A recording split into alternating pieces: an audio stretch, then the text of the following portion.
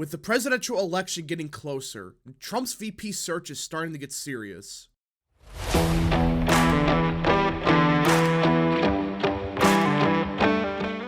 What is up, people of the internet? It is me, Real American, back again with a new video. Today, it is time to talk about the 2024 presidential election because everyone, it appears that Trump's VP search is starting to get serious as the campaign considers around a dozen potential contenders for the VP slot.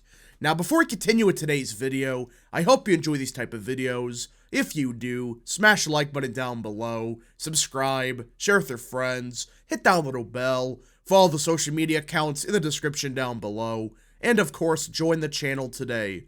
Again, folks, all support is greatly appreciated, and yeah. Now, let us get right into it because this might be the single most important decision Trump has ever had to make. So let's get into it.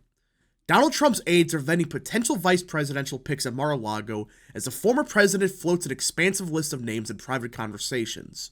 Susie Wiles, a top advisor to Trump, is leaning close to the vest process of narrowing a list of around a dozen lawmakers and other Republican personalities under consideration, according to people familiar with the process.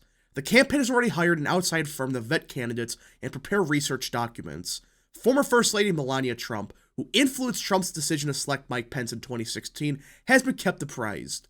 And Trump's son, Donald Trump Jr., said he speaks with his father frequently about who's in contention. Now, we're obviously like 2 to 3 months at least away from who the VP will be. Like, we're not anywhere close to the final selection. I mean, the convention's in like August, so you may not even know till July who the VP is, or even later. So we're not going to get a selection like next week, but it's clear that they're starting to get very serious about, all right, who's going to be the next vice president of the United States? While who is up or down seemingly changes by the minute, the list has included everyone from Tim Scott and Kristi Noem to Byron Donalds, Elise Stefanik, Tulsi Gabbard, and J.D. Vance, whom Trump has called a fighter. Now, this doesn't mean that the VP is gonna be one of these 6, right? These are just some names floated around, and this happens every single year, you know. 2016, people were saying that Trump might pick Chris Christie, for example. That didn't happen. You know, it's stuff like that where it changes every minute kind of thing, especially with Trump. Trump's the one that you don't know what he's going to do. You don't know what decision he's going to make. It seems like he changes his mind every 5 seconds when it comes to the VP, which, yeah, makes sense because this is going to be the most important decision he's ever had to make. Trump, despite saying he doesn't think the vice president matters all that much, asked guests at his Mar-a-Lago club for their opinion on different options, and with a flair for suspense, teases his choice in private meetings and media interviews. The process is expected to take months. Like the article says, we're not going to know the VP selection next week.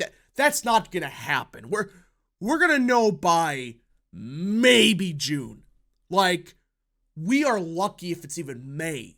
More probably like June or July, but we're not going to know this for a while. And that's good they're taking their time because they want to make sure who the VP is not going to backstab Trump like Mike Pence did. And people forget about that. Pence's people were the leakers in the White House, which is pathetic, but that's the case. He's going to draw this out apprentice style. Of course he will. I mean, this is Trump. Trump's the guy that would pull something like this where, oh, we're going to do this like The Apprentice and you got to prove your worth and all of that. The former president has said his top criterion is picking someone who's going to be a good president in case of emergency. But Trump is also sensitive to electoral needs, and part of his consideration is having someone who can expand his appeal in November. Which, by the way, this would have been DeSantis. All he had to frickin' do was keep his mouth shut and not run. And he would have been the vice president. And not only that, but like Trump says, would be a good president. And on top of that, Trump has said repeatedly that he wants his vice president to be a successor. It was a match made in heaven for DeSantis and Trump, but DeSantis ruined it.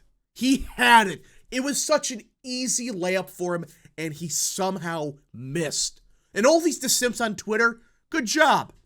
This was his spot. This was a plan for years that, hey, DeSantis was going to be the VP, and eventually in 2028, he would be the next president.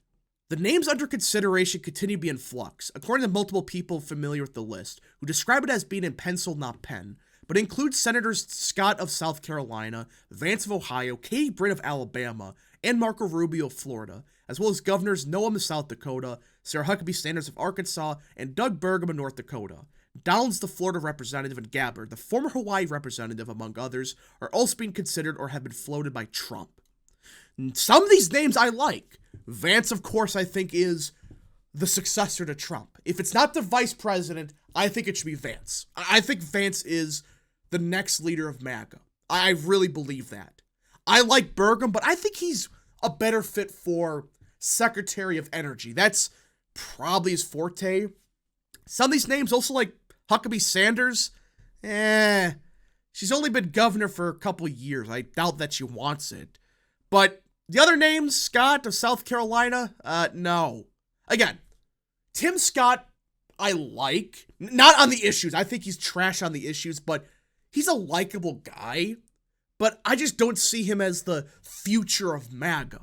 Katie Britt's a disaster, I'm sorry, but that's not a good choice either, especially with what happened during the State of the Union where she botched it, the response. Rubio, that's definitely a choice, I guess, but that would mean Trump would have to move. And as for Noam, I don't think it's going to happen. But there are some good names here. I like some of them. Trump seems to relish the guessing game, which has been going on since he announced his third White House bid in November of 2022, but has intensified since he clinched the nomination in March. Well, yeah, this is Trump. He wants attention. This is not some random, generic Republican politician. This is Donald Trump. Of course he relishes in the guessing game and people trying to figure out, oh, what is the orange man thinking? But again, I believe if DeSantis didn't blow up his political career, he would have been announced as the VP already. He just had to keep his damn mouth shut and endorse Trump. And he probably would be the VP right now. That's how simple it was for him to get that spot. That's it. All he had to do was say, I support Trump for 2024, and I hope he wins. Not going to run. We'll save that for 2028. That's all he had to frickin' say. And now, he's never going to be president. His political career is dead. During one private meeting several weeks ago in Palm Beach, Florida, he went down the list of possible running mates with visitors, including one member of Congress, offering commentary on each. He spoke highly of Stefanik and Gabbard, according to a person with knowledge of the conversation. And he was dismissive of Scott, suggesting the senator may not be up to the job of being president if needed. And I agree with that. Scott is a nice guy, right? I don't like him, not because he's a bad person. Like I said, I think he's a nice guy. He's someone that you could talk with and he's chill. But politically, not so much. He's not good on the issues. I don't think he's president material. I just don't. But I'm fascinated that they said they like Gabbard. And Tulsi Gabbard is definitely the one option that is a big wild card. It's either if he picks her, going to go real good and she appeals to a bunch of independents, or it backfires. But Gabbard's the one I could see helping Trump the most electorally. I really believe that. She has an appeal to independents, and even some Democrats. She is a former Democrat, for crying out loud. She served in Congress, but she was one of the few Democrats that had a brain. Like, yeah, she was definitely left-leaning and progressive on some issues, but she was good on foreign policy, and she at least understood where Republicans came from on certain stuff. And she wanted to work with both sides to create good legislation for America. So Gabbard's a fascinating choice, but I don't know. I really don't know if Trump's going to pick her, but is it really worth it? That's the big question around Gabbard. He'll ask you about people. Senator Tommy Tuberville said in an interview, the senator cautioned that those names being promoted by Trump allies or political consultants should be treated skeptically. All I can tell you is if you're hearing names, it ain't going to be them. It's all propaganda. And, that's the thing with Trump. He even said that the next vice president might be someone you never heard of. Someone that's not being floated around. That was the case back in 2016 when he picked Pence. Pence was on no one's radar. Everyone thought it was going to be someone like Chris Christie, for example. But he picked Mike Pence out of electoral needs. He was trying to win over the Ted Cruz voter, and it made sense back then. But here, I think he's going to go with someone that has been named of already. You know, I'm not saying it's going to be Gabbard, but I'm assuming that this list up here, there's at least some truth to it. Like, okay, these are some of the people that are in serious talks for being the VP. Not saying it will happen, but I do think this time around, it's more than likely going to be someone from this list. I really think so. The former football coach said all the name floating felt familiar. Like football coaches, whenever there's a job opening, my agent always put my name in there to get me a raise, give me publicity and all of that. Tuberville echoed Trump's own advisors, who have expressed annoyance at some of the behind-the-scenes maneuverings of consultants. And I agree with that. I mean, this does feel familiar with what happened with like Bill Belichick with the Falcons. Bill Belichick will be the next head coach of the Falcons. No, not hired. So, yeah, this reminds me a lot of football coaches being hired and, oh, the Falcons will select X as the new head coach, or the Patriots do the same thing. It's stuff like that, and I agree with that. But this part here, that the Trump campaign apparently is starting to get annoyed with these consultants. Yeah, I'm starting to really wonder if some of these names that came out of left field, like Marco Rubio or, you know, Katie Britt, if it's some of these consultants trying to get their name out there.